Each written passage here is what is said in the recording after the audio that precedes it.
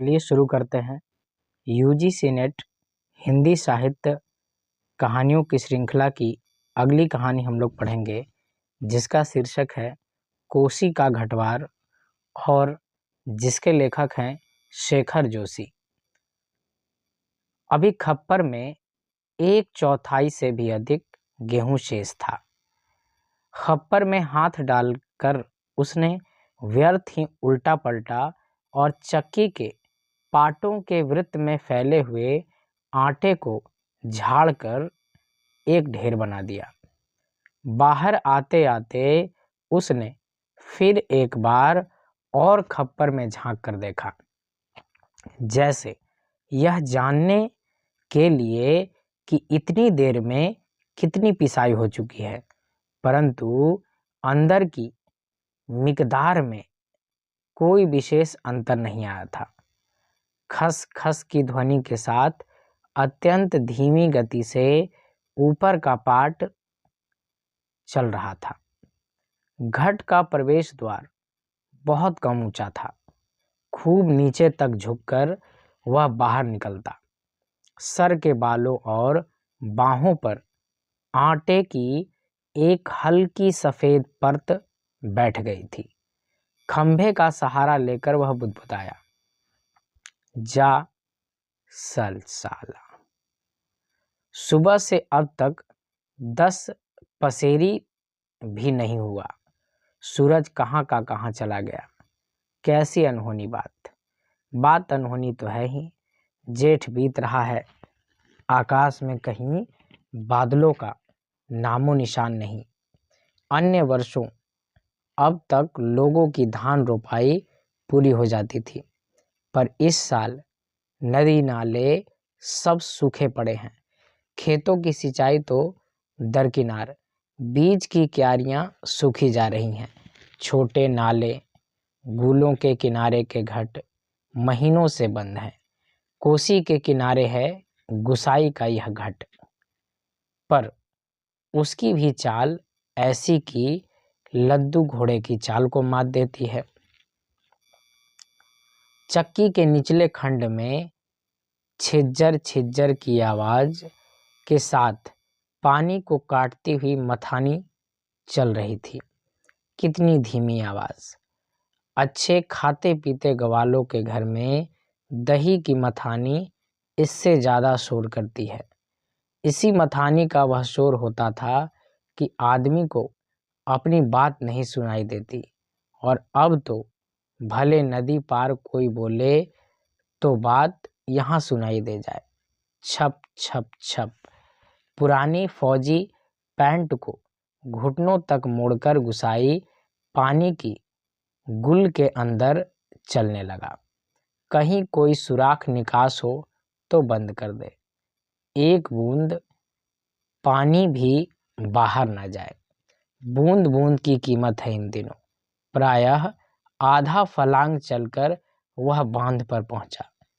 नदी की पूरी चौड़ाई को घेरकर पानी का बहाव घट की गुल की ओर मोड़ दिया गया था। किनारे की मिट्टी घास लेकर उसने बांध में 1-2 स्थान पर निकास बंद किया और फिर गुल के किनारे किनारे चलकर घट पर आ गया। अंदर जाकर उसने फिर पाटों के वृत्त में फैले हुए आटे को बुहार कर ढेरी में मिला दिया। खप्पर में अभी थोड़ा बहुत गेहूं शेष था। वह उठकर बाहर आया। दूर रास्ते पर एक आदमी सर पर पिसान रखे उसकी ओर आ रहा था। गुसाई ने उसकी सुविधा का ख्याल कर वहीं से आवाज दे दी, हैं हो, यहाँ लंबर देर में आएगा। 2 दिन का पिसान अभी जमा है। ऊपर उमेद सिंह के घट में देख लो। उस व्यक्ति ने मुड़ने से पहले एक बार और प्रयत्न किया। खूब ऊंचे स्वर में पुकार कर बोला, जरूरी है जी, पहले हमारा लंबर नहीं लगा दोगे?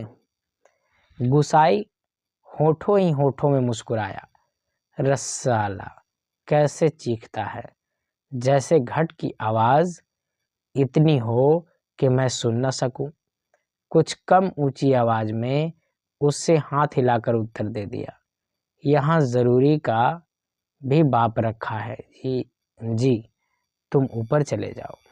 वह आदमी लौट गया।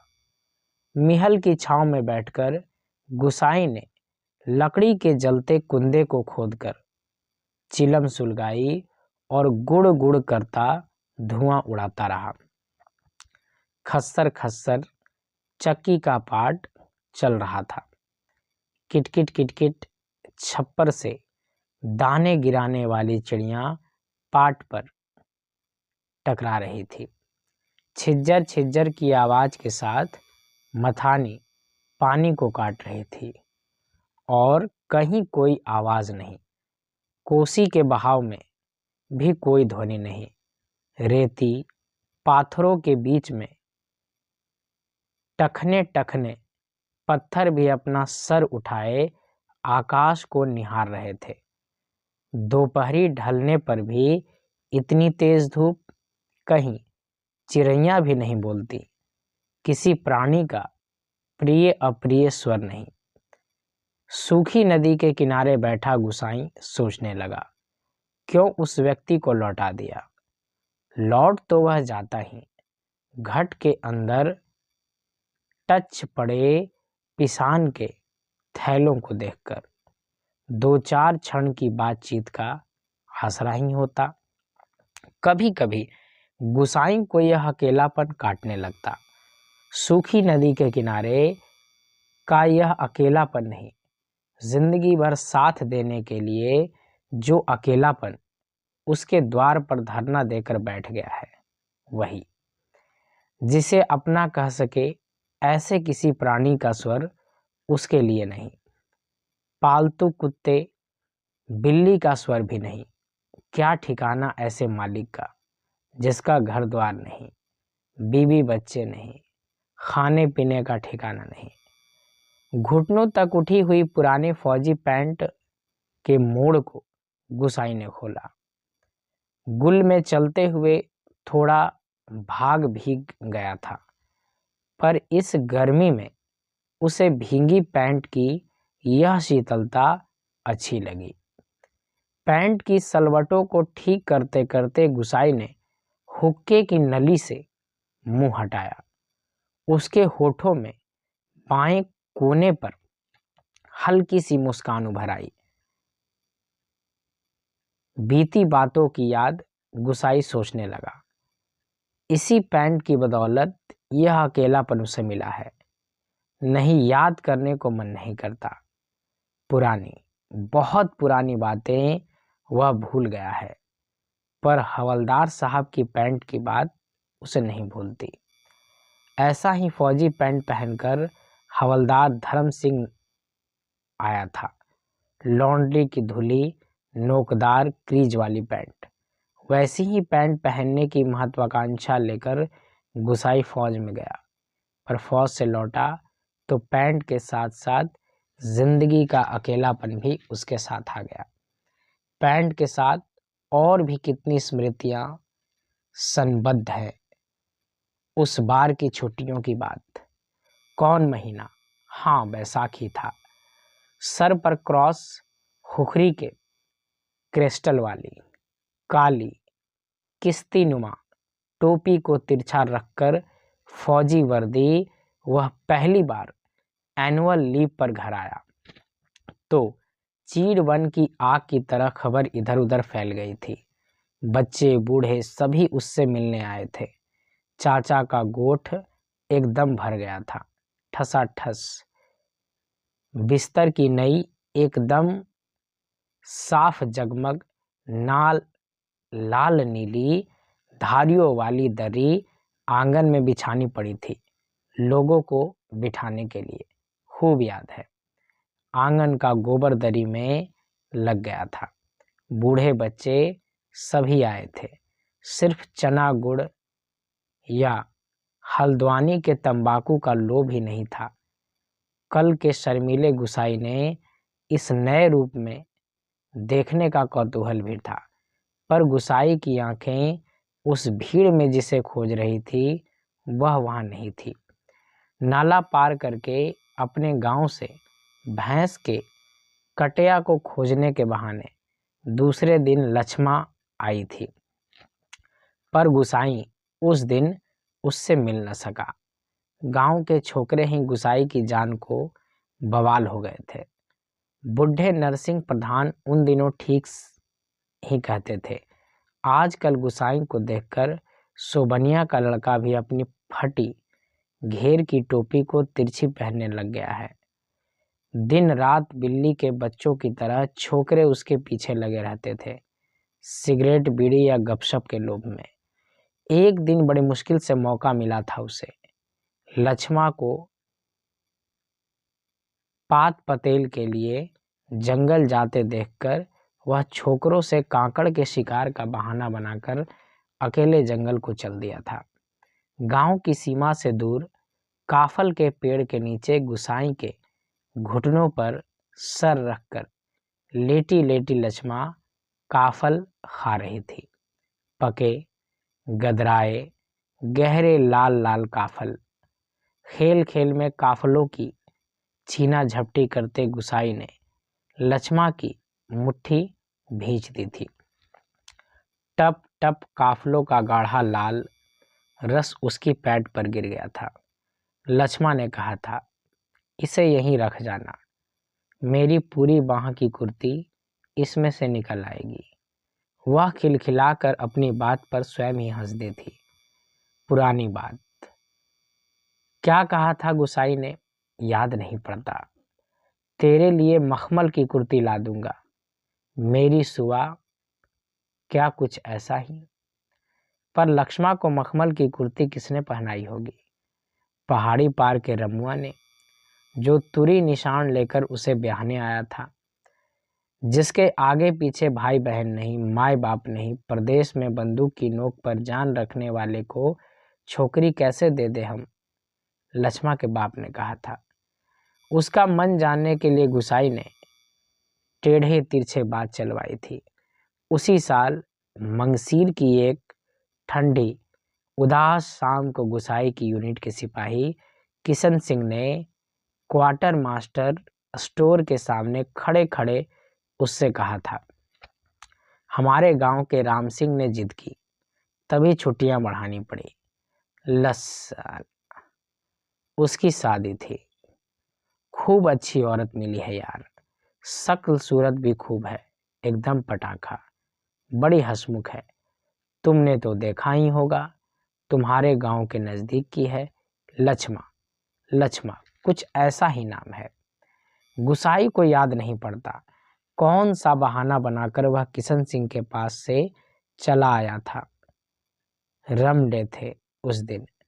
हमेशा आधा पैक लेने वाला गुसाई उस दिन पेशी करवाई थी। मलेरिया प्रिकॉशन न करने के अपराध में। सोचते सोचते गुसाई बुदबुदाया, रसाला एडजुटेंट। गुसाई सोचने लगा, उस साल छुट्टियों में घर से विदा होने से एक दिन पहले वह मौका निकालकर लक्ष्मा से मिला था। गंगना थज्यू की कसम, जैसा तुम कहोगे मैं वैसा ही करूंगी, आंखों में आंसू भरकर लक्ष्मा ने कहा था। बरसों से वह सोचता आया है, कभी लक्ष्मा से भेंट होगी तो वह अवश्य कहेगा कि वह गंगनाथ का जागर लगाकर प्रायश्चित जरूर कर ले। देवी देवताओं की झूठी कसमें खाकर उन्हें नाराज करने से क्या लाभ। जिस पर भी गंगनाथ का कोप हुआ वह कभी फल फूल नहीं पाया। पर लक्ष्मा से कब भेंट होगी यह वह नहीं जानता। लड़कपन से संगी साथी नौकरी चाकरी के लिए मैदानों में चले गए हैं। लड़कपन के साथी सभी नौकरी चाकरी के लिए मैदानों में चले गए हैं। गांव की ओर जाने का उसका मन नहीं होता। लक्ष्मा के बारे में किसी से पूछना उसे अच्छा नहीं लगता। जितने दिन नौकरी रही वह पलटकर अपने गांव नहीं आया।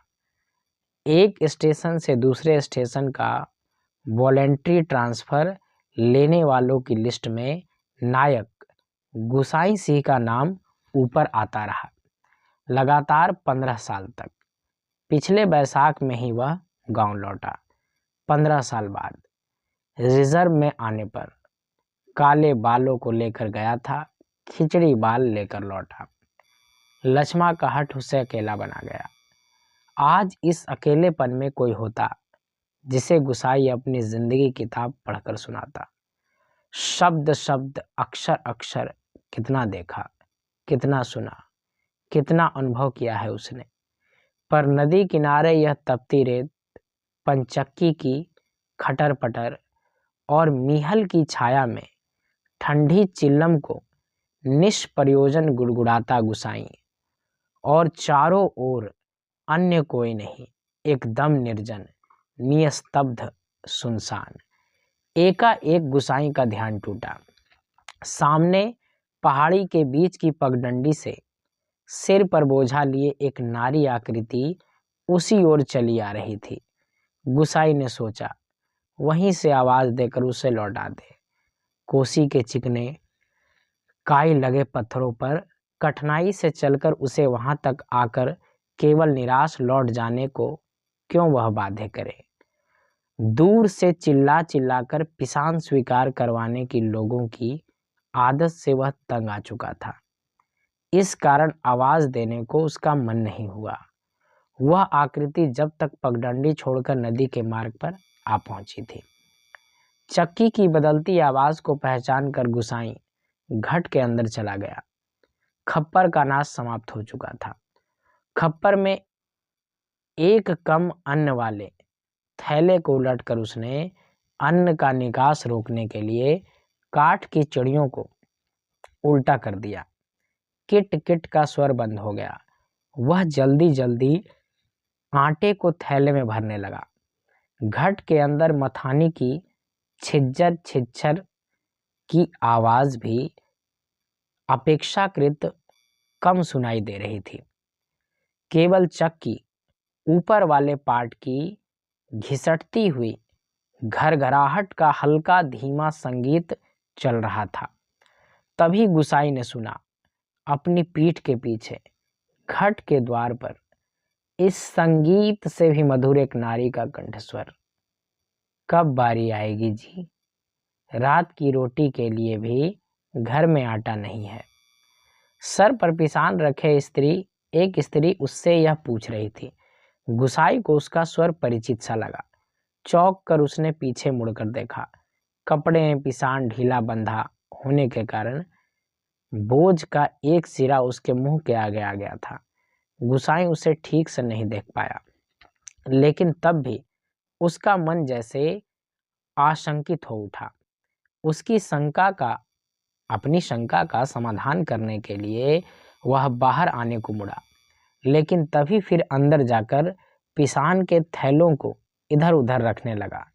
काठ की चिड़ियां किटकिट बोल रही थी और उसी गति के साथ गुसाई को अपने हृदय की धड़कन का आभास हो रहा था।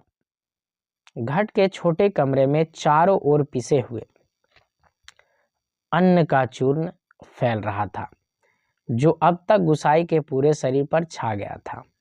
इस कृत्रिम सफेदी के कारण वह वृद्ध सा दिखाई दे रहा था। स्त्री ने उसे नहीं पहचाना। उसने दोबारा वही शब्द दोहराए। वह अब भी तेज धूप में बोझा सिर पर रखे हुए गुसाई के उत्तर पाने के लिए आतुर थी। शायद नकारात्मक उत्तर मिलने पर वह उल्टे पांव लौटकर किसी अन्य चक्की का सहारा लेती। दूसरी बार के प्रश्न को गुसाई न टल पाया। उत्तर देना ही पड़ा। यहाँ पहले ही टीला लगा है, देर तो होगी ही, उसने दबे स्वर में कह दिया। स्त्री ने किसी प्रकार के अन्य विनय नहीं की। शाम के आटे का प्रबंध करने के लिए वह दूसरी चक्की का सहारा लेने को लौट पड़ी। गुसाई झुककर घट के बाहर निकला। मुड़ते समय स्त्री की एक झलक देखकर उसका संदेह विश्वास में बदल गया। हताश सा वह कुछ क्षणों तक उसे जाते हुए देखता रहा, फिर अपने हाथों तथा सिर पर गिरे हुए आटे को झाड़कर एक दो कदम आगे बढ़ा। उसके अंदर की किसी अज्ञात शक्ति ने जैसे उसे वापस जाती हुई उस स्त्री को बुलाने को बाध्य कर दिया। आवाज देकर उसे बुला लेने को उसने मुंह खोला, परंतु आवाज न दे सका। एक झिझक, एक असमर्थता थी जो उसका मुंह बंद कर रही थी। वह स्त्री नदी तक पहुंच चुकी थी। गुसाई के अंतर में तीव्र उथल पुथल मच गई। इस बार आवेग इतना तीव्र था कि वह स्वयं को नहीं रोक पाया। लड़खड़ाती आवाज में उसने पुकारा, लक्ष्मा। घबराहट के कारण वह पूरे जोर से आवाज नहीं दे पाया था। स्त्री ने यह आवाज नहीं सुनी। इस बार गुसाई ने स्वस्थ होकर पुनः पुकारा, लक्ष्मा। लक्ष्मा ने पीछे मुड़कर देखा। मायके में उसे सभी इसी नाम से पुकारते थे। यह संबोधन उसके लिए स्वाभाविक था, परंतु उसे शंका शायद यह थी कि चक्की वाला एक बार पिसान स्वीकार न करने पर भी दोबारा उसे बुला रहा है या उससे कोई केवल भ्रम हुआ है। उसने वहीं से पूछा, मुझे पुकार रहे हो जी? गुसाई ने संयत स्वर में कहा, हाँ, ले आ, हो जाएगा। लक्ष्मा क्षण भर रुकी और फिर घाट की ओर लौट आई। अचानक साक्षात्कार होने का मौका न देने की इच्छा से गुसाई व्यस्तता का प्रदर्शन करता हुआ मिहल की छाह में चला गया। लक्ष्मा पिसान का थैला घट के अंदर रखाई। बाहर निकलकर उसने अंचल के कोर में मुंह छुपा पोंछा। तेज धूप में चलने के कारण उसका मुंह लाल हो गया था। किसी पेड़ की छाया में विश्राम करने की इच्छा से उसने इधर उधर देखा। मिहिल के पेड़ की छाया में घट की ओर पीठ किए गुसाई बैठा हुआ था। निकट स्थान में दाड़िम के पेड़ की छाह को छोड़कर अन्य कोई बैठने लायक स्थान नहीं था। वह उसी ओर चलने लगी। गुसाई की उदारता के कारण ऋणी सी होकर ही जैसे उसने निकट आते आते कहा, तुम्हारे बाल बच्चे जीते रहें। घटवार जी, बड़ा उपकार का काम किया तुमने।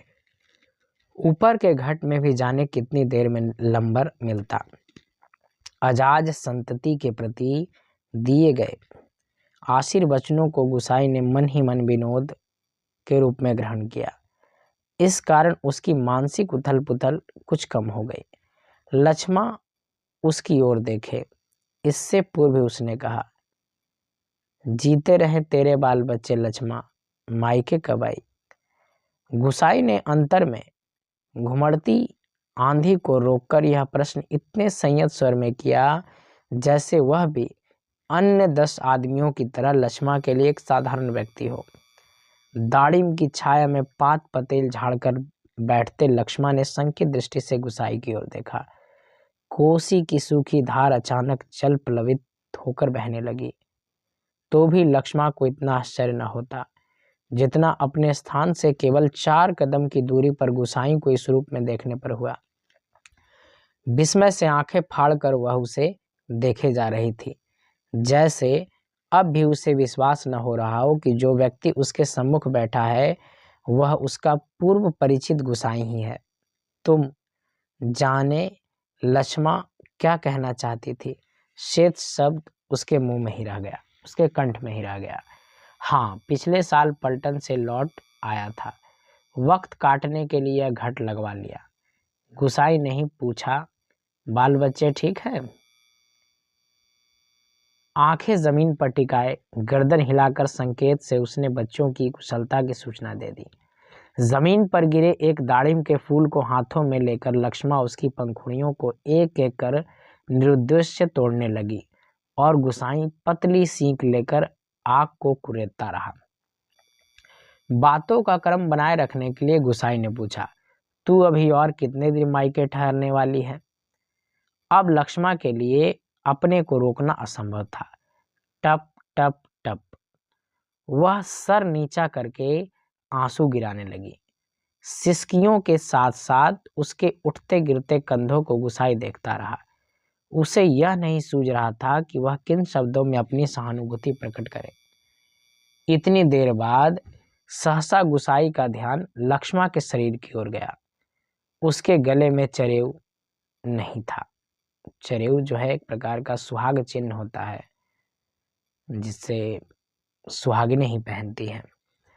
हतप्रभ सा गुसाई उसे देखता रहा। उसकी व्यवहारिक अज्ञानता पर उसे बेहद झुंझलाहट हो रही थी। आज अचानक लक्ष्मा से भेंट हो जाने पर वह उन बातों को भूल गया जिन्हें वह कहना चाहता था। इन क्षणों में वह केवल मात्र श्रोता बनकर रह जाना चाहता था। गुसाई की सहानुभूति पूर्ण दृष्टि पाकर लक्ष्मा आंसू पोंछती हुई अपना दुखड़ा रोने लगी। जिसका भगवान नहीं होता उसका कोई नहीं होता। जेठ जेठानी से किसी तरह पिंड छुड़ाकर यहाँ माँ की बीमारी में आ गई थी। अब भी मुझे छोड़कर चली गई, वह भी मुझे छोड़कर चली गई। एक अभागा मुझे रोने को रह गया है, उसी के लिए जीना पड़ रहा है। नहीं तो पेट पर पत्थर बांधकर कहीं डूब मरती, जंजाल कटता। यहाँ काका काकी के साथ रह रही हो? गुसाई ने पूछा। मुश्किल पड़ने पर कोई किसी का नहीं होता जी। बाबा की जायदाद पर उनकी आंख लगी है, सोचते हैं कहीं मैं हक न जमा लूं। मैंने साफ साफ कह दिया, मुझे किसी का कुछ लेना देना नहीं। जंगलात का लीसा ढो ढोकर अपनी गुजर कर लूंगी, किसी की आंख का कांटा बनकर नहीं रहूंगी। गुसाई ने किसी प्रकार की मौखिक संवेदना नहीं प्रकट की, केवल सहानुभूतिपूर्ण दृष्टि से उसे देखता भर रहा। दाड़िम के वृक्ष से पीठ टिकाकर लक्ष्मा घुटने मोड़कर बैठी थी। गुसाई सोचने लगा, 15-16 साल किसी की जिंदगी में अंतर लाने के लिए कम नहीं होते। समय का यह अंतराल लक्ष्मा के चेहरे पर भी एक छाप छोड़ गया था, पर उसे लगा उस छाप के नीचे वह आज भी 15 वर्ष पहले की लक्ष्मा को देख रहा है। कितने तेज धूप है इस साल। लक्ष्मा का स्वर उसके कानों में पड़ा। प्रसंग बदलने के लिए ही जैसे लक्ष्मा ने यह बात जानबूझकर कही हो, और अचानक उसका ध्यान उस ओर चला गया जहां लक्ष्मा बैठी थी। दाड़िम की फैली फैली अधढकी डालों से छनकर धूप उसके सिर पर पड़ रही थी। सूरज की एक पतली किरण न जाने कब से लक्ष्मा के माथे पर गिरी हुई एक लट को सुनहरी रंगीने में डुबा रही थी। गुसाई एक टक उसे देखता रहा। दोपहर तो बीत चुकी होगी, लक्ष्मा ने प्रश्न किया तो गुसाई का ध्यान टूटा। हाँ, अब तो 2 बजने वाले होंगे, उसने कहा। उधर धूप लग रही हो तो इधर आजा छांव में। कहता हुआ गुसाई एक जम्हाई लेकर अपने स्थान से उठ गया। नहीं, यही ठीक है, कहकर लक्ष्मा ने गुसाई की ओर देखा, लेकिन वह अपनी बात कहने के साथ ही दूसरी ओर देखने लगा था। घट में कुछ ही देर पहले डाला हुआ पिसान समाप्ति पर था। नंबर पर रखे हुए पिसान की जगह उसने जाकर जल्दी जल्दी लक्ष्मा का अनाज खप्पर में खाली कर दिया। धीरे धीरे चलकर गुसाई गुल के किनारे तक गया। अपनी उंगली से भर भर कर उसने पानी पिया और फिर पास ही एक बंजर घट के अंदर जाकर पीतल और एल्युमिनियम के कुछ बर्तन लेकर आग के निकट लौट आया। आस पास पड़ी हुई सूखी लकड़ियों को बटोरकर उसने आग सुलगाई और एक कालिख पुती बटलोई में पानी रखकर जाते जाते लक्ष्मा की ओर मुंह कर कह गया, चाय का टाइम हो रहा है, पानी उबल जाए तो पत्ती डाल देना, पुड़िया में पड़ी है। लक्ष्मा ने उत्तर नहीं दिया। वह उसे नदी की ओर जाने वाली पगडंडी पर जाता हुआ देखती रही। सड़क किनारे की दुकान से दूध लेकर लौटते लौटते गुसाई को काफी समय लग गया था। वापस आने पर उसने देखा एक 6-7 वर्ष का बच्चा लक्ष्मा की देह से सटकर बैठा हुआ है। बच्चे का परिचय देने की इच्छा से जैसे लक्ष्मा ने कहा, इस छोकरे को घड़ी भर के लिए भी चैन नहीं मिलता, जाने कैसे पूछता खोजता मेरी जान खाने को यहाँ भी पहुँच गया। गुसाई ने लक्ष्य किया कि बच्चा बार बार उसकी दृष्टि बचाकर माँ से किसी चीज के लिए जिद कर रहा है। एक बार झुंझलाकर लक्ष्मा ने उसे झिड़क दिया, चुप रह, अभी लौटकर घर जाएंगे, इतनी सी देर में क्यों मरा जा रहा है। चाय के पानी में दूध डालकर गुसाई फिर उसी बंजर घाट में गया। एक थाली में आटा लेकर वह गुल के किनारे बैठा बैठा उसे गूंथने लगी। मीहल के पेड़ की ओर जाते समय उसने साथ में 2-1 बर्तन और ले लिए।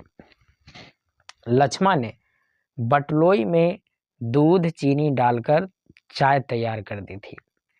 1 गिलास, 1 अनेमल का मग और 1 एल्युमिनियम के मैस्टिन में गुसाई ने चाय डालकर आपस में बांट ली और पत्थरों से बने बेढंगे चूल्हे के पास बैठकर रोटियां बनाने का उपक्रम करने लगा। हाथ का चाय का गिलास जमीन पर टिकाकर लक्ष्मा उठी।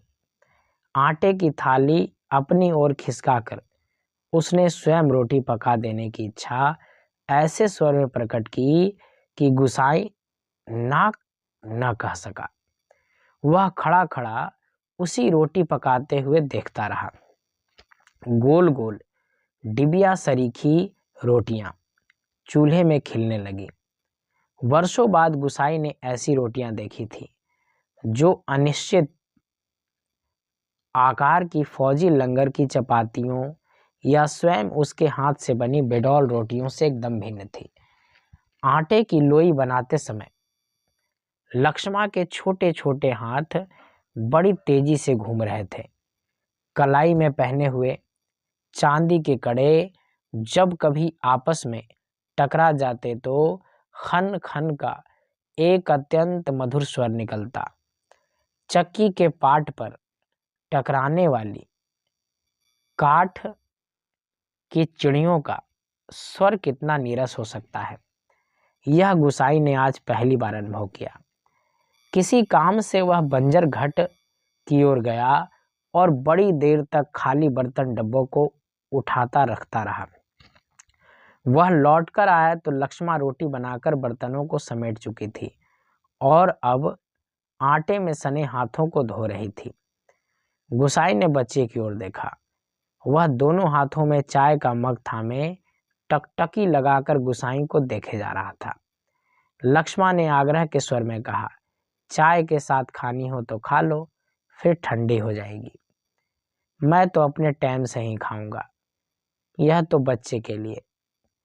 स्पष्ट कहने में उसने झिझक महसूस हो रही थी। स्पष्ट कहने में उसे झिझक महसूस हो रही थी, जैसे बच्चे के संबंध में चिंतित होने की उसकी चेष्टा अनधिकार हो। न जी, अभी तो न जी, वह तो अभी घर से खाकर ही आ रहा है। मैं रोटियां बनाकर रखाई थी। अत्यंत संकोच के साथ लक्ष्मा ने आपत्ति प्रकट कर दी। यूं ही कहती है, कहाँ रखी थी रोटियां घर में? बच्चे ने रुआसी आवाज में वास्तविक व्यक्ति की बातें सुन रहा था और रोटियों को देखकर उसका संयम ढीला पड़ गया था।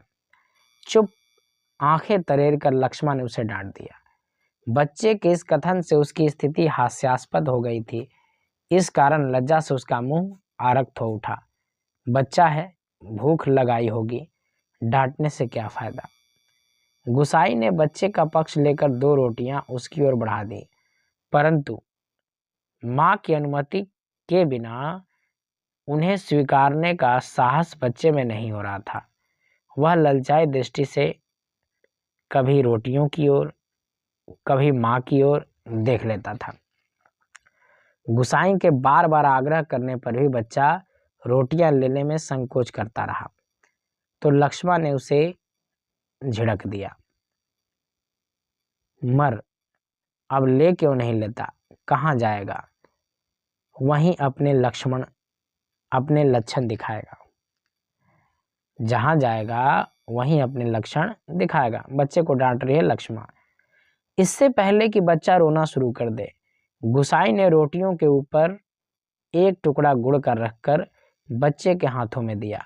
भरी भरी आंखों से इस अनोखे मित्र को देखकर बच्चा चुपचाप रोटी खाने लगा और गुसाई कौतुकपूर्ण दृष्टि से उसके हिलते हुए होठों को देखता रहा। इस छोटे से प्रसंग के कारण वातावरण में एक तनाव सा आ गया था, जिसे गुसाई और लक्ष्मा दोनों ही अनुभव कर रहे थे। स्वयं भी एक रोटी को चाय में डुबाकर खाते खाते गुसाई ने जैसे इस तनाव को कम करने की कोशिश में ही मुस्कुराकर कहा, लोग ठीक ही कहते हैं, औरत के हाथ की बनी रोटियों में स्वाद ही दूसरा होता है। लक्ष्मा ने करुण दृष्टि से उसकी ओर देखा। गुसाई हो होकर खोखली हंसी हंस रहा था। कुछ साग सब्जी होती तो बेचारा एक आध रोटी और खा लेता। गुसाई ने बच्चे की ओर देखकर अपनी विवशता प्रकट की। ऐसा ही खाने पीने वाले की तकदीर लेकर पैदा हुआ होता तो मेरे भाग क्यों पड़ता। 2 दिन से घर में तेल नमक नहीं, आज थोड़े पैसे मिले हैं, आज ले आऊंगी कुछ सौदा। हाथ से अपनी जेब टटोलते हुए गुसाई ने संकोच कर स्वर में कहा, लक्ष्मा।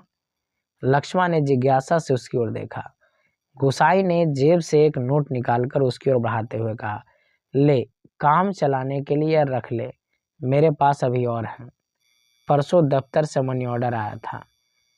नहीं नहीं जी, काम तो चल ही रहा है, मैं इस मतलब से थोड़े कह रही थी, यह तो बात चली थी तो मैंने कहा। कहकर लक्ष्मा ने सहायता लेने से इनकार कर दिया। गुसाई को लक्ष्मा का यह व्यवहार अच्छा नहीं लगा। रूखी आवाज में वह बोला, दुख तकलीफ के वक्त ही आदमी के काम नहीं आया तो बेकार है। रसाला, कितना कमाया कितना फूका हमने इस जिंदगी में, है कोई हिसाब? पर क्या फायदा, किसी के काम नहीं आया। इसमें एहसान की बात क्या है? पैसा तो मिट्टी है। रसाला, किसी के काम नहीं आया तो मिट्टी, एकदम मिट्टी। परंतु गुसाई के इस तर्क के बावजूद भी लक्ष्मा अड़ी रही। बच्चे के सर पर हाथ फेरते हुए उसने दार्शनिक गंभीरता से कहा, गंगनाथ दाहिने रहे तो भले बुरे दिन निभ ही जाते हैं जी। पेट का क्या है, घट के खप्पर की तरह जितना डालो कम हो जाएगा। अपने पराये प्रेम से हंस बोल दें तो वह बहुत हैं दिन काटने के लिए। गुसाई ने गौर से लक्ष्मा के मुख की ओर देखा।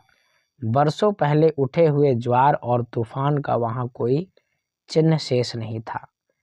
वह अब सागर जैसे सीमाओं में बंध कर शांत हो चुका था। रुपया लेने के लिए लक्ष्मा से अधिक आग्रह करने का उसका साहस नहीं हुआ। पर गहरे असंतोष के कारण बुझा बुझा सा वह धीमी चाल से चलकर वहां से हट गया। सहसा उसकी चाल तेज हो गई और घट के अंदर जाकर उसने एक बार संकीर्ण दृष्टि से बाहर की ओर देखा। लक्ष्मा उस ओर पीठ किए बैठी थी। उसने जल्दी जल्दी अपने निजी आटे के टीन से 2-2.5 सेर के करीब आटा निकालकर लक्ष्मा के आटे में मिला दिया और संतोष की एक सांस लेकर वह हाथ झाड़ता हुआ बाहर आकर बांध की ओर देखने लगा। ऊपर बांध पर किसी को घूमते हुए देखकर उसने हाँक दी। शायद खेत की सिंचाई के लिए कोई पानी तोड़ना चाहता था। बांध की ओर जाने से पहले वह एक बार लक्ष्मा के निकट गया। पिसान पिस जाने की सूचना देकर वापस लौटते हुए ठिठक कर खड़ा हो गया। मन की बात कहने में जैसे उसे झिझक हो रही थी। अटक अटक कर वह बोला, लक्ष्मा। लक्ष्मा ने सिर उठाकर उसकी ओर देखा। गुसाई को चुपचाप अपनी ओर देखते हुए पाकर उसे संकोच होने लगा। वह न जाने क्या कहना चाहता है। इस बात की आशंका से उसके मुंह का रंग अचानक फीका होने लगा। पर गुसाई ने झिझकते हुए केवल इतना ही कहा, कभी 4 पैसे जुड़ जाएं तो गंगनाथ का जाकर लगाकर भूल चूक की माफी मांग लेना। पूत परिवार वालों को देवी देवता के कोप से बचा रहना चाहिए। लक्ष्मण की बात सुनने के लिए वह नहीं रुका। पानी तोड़ने वाले खेतिहार से झगड़ा निपटाकर कुछ देर बाद लौटते हुए उसने देखा, सामने वाले पहाड़ की पगडंडी पर सर पर आटा लिए लक्ष्मण अपने बच्चे के साथ धीरे धीरे चली जा रही है। वह उन्हें पहाड़ी के मोड़ तक पहुंचने तक टकटकी बांधे देखता रहा। घट के अंदर काठ की चिड़ियां अब भी किटकिट आवाज कर रही है। चक्की का पाट खिस्सर खिस्सर चल रहा था और मथानी की पानी काटने की आवाज आ रही थी, और कहीं कोई स्वर नहीं, सब सुनसान निस्तब्ध। तो इस तरह कोसी का घटवार नामक कहानी समाप्त होती है। ये कहानी आपको कैसी लगी? अच्छी लगी तो लाइक कमेंट शेयर ज़रूर करें। अगर आप चैनल पर नए हैं तो इसको सब्सक्राइब ज़रूर कर लें। मिलते हैं अगली कहानी में।